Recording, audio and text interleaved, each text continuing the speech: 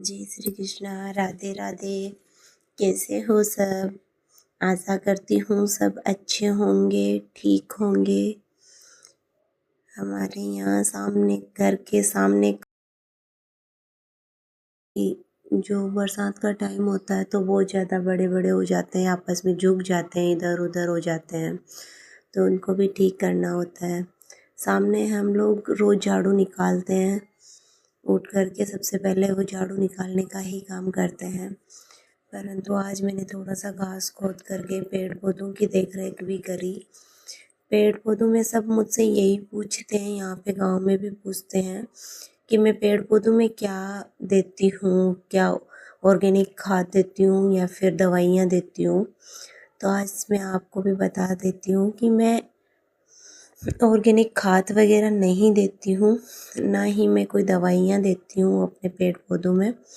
मैं सिर्फ जो सब्जियों के जो पिल्स होते हैं, चाय का जो पानी होता है, सब्जियों के पिल्स वगैरह सबको इकट्ठा करके एक खड्डा खोद करके और उसमें डाल देती हूँ, और उसमें से निकाल के जो ब्लैक ब्लैक कलर का जो मिट्टी हो जाती है उसमें मिट्टी डालती हूँ, तो वो मिट्टी ब्लैक हो जाती है, वो खाद बन जाती है और वो खाद बहुत अच्छी होती है पेड़ पौधों के लिए।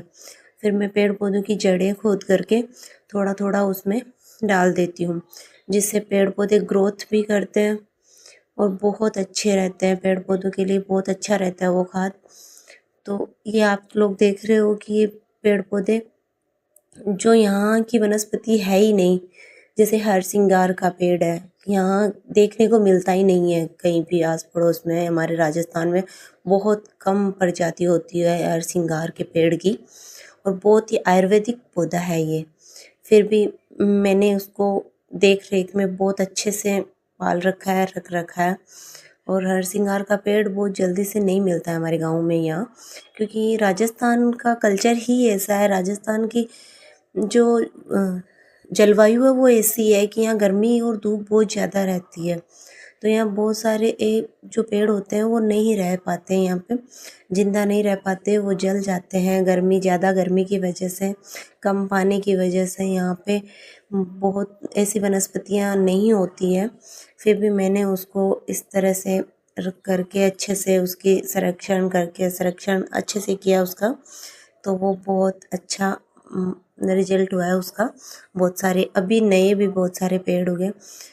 यहाँ की जो वनस्पति है वो झाड़ी है, खेजड़ी है। आजकल खेजड़ी तो वैसे ख़त्म ही होती जा रही है, राजस्थान में भी बहुत कम होती जा रही है, पर झाड़ी का पेड़ बहुत जल्दी हो जाता है। बेर भी बहुत मीठे लगते हैं, बिना रुत के ही बेर लग जाते हैं यहाँ पे। जैसे अभी अभी भी बेर लगे हुए हैं। नींबू का पेड़ भी बहुत अच्छे से सक्सेस होता है यहाँ पे, अनार का भी बहुत अच्छे से सक्सेस हुआ है। और वैसे मैंने जो पेड़ लगाए थे वो सक्सेस अच्छे से हुए हैं, पर ज़्यादा जो पेड़ हुआ है वो झाड़ी का पेड़ बहुत अच्छे से सक्सेस होता है। तो आप सबको बता दूं कि जो पिल्स होते हैं ना, जो कई लोग शहरों में रहते हैं, बाहर वहाँ पे खाद वगैरह, ऑर्गेनिक खाद वगैरह नहीं पर्याप्त मात्रा में नहीं मिल पाती है, तो आप लोग एक काम कीजिए, जो अपने घर में जो सब्जियां वगैरह लाते हैं उनके जो छिलके वगैरह होते हैं उनको इकट्ठा करके वो आप अपने गार्डन के जो पेड़ पौधे हैं उनमें दे सकते हो। वो बहुत ही अच्छा रिजल्ट देंगे आपको पेड़ पौधे। और मैंने भी जो गुआर वगैरह बीजा था वो सारा का सारा बहुत अच्छे से निकल गया है, बहुत अच्छे से वो ग्रोथ भी करेगा। उसमें पानी भी दे दिया है, बरसात तो नहीं हुई है, पर मैंने यहाँ पानी दे दिया है, तो उससे बहुत अच्छा हो जाएगा।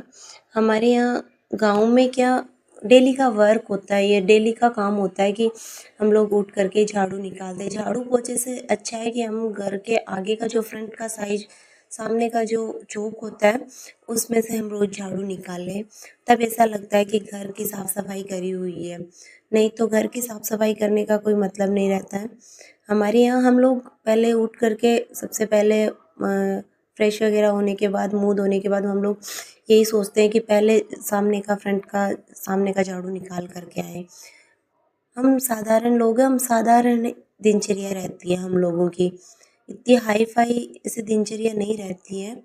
गाँव में एकदम साधारण जीवन और सादा जीवन जिया जाता है, परंतु जो भी जीवन जिया जाता है वो शुद्ध हवा के साथ, शुद्ध प्रकृति में हम लोग प्रकृति से जुड़े हुए रहते हैं। गाँव में जो लोग रहते हैं वो प्रकृति से जुड़े हुए रहते हैं। एकदम प्रकृति से नेचुरली हम लोग बहुत ही साधारण और बहुत ही नेचुरल ढंग से जीते हैं हम अच्छे से, शुद्ध हवा के साथ, खुले आसमां के नीचे, ऐसे हम आराम से रहते हैं। Thank you for watching my videos. आपका मेरा वीडियो कैसा लगा प्लीज़ कमेंट करके ज़रूर बताना। मेरा जो मैंने छोटा सा गार्डन टाइप का बना रखा है वो कैसा लगा वो भी बताना। इतनी पथरीली ज़मीन होने के बाद भी मैंने अपने पेड़ पौधों को इनको सक्सेस किया है, तो प्लीज़ कमेंट करके ज़रूर बताना आप लोगों को कौन सा पेड़ पसंद है और मुझे आगे कौन सा पेड़ लगाना चाहिए। इस बार मैं नया जो पेड़ उगाने जाऊंगी उनमें से आप बताना कि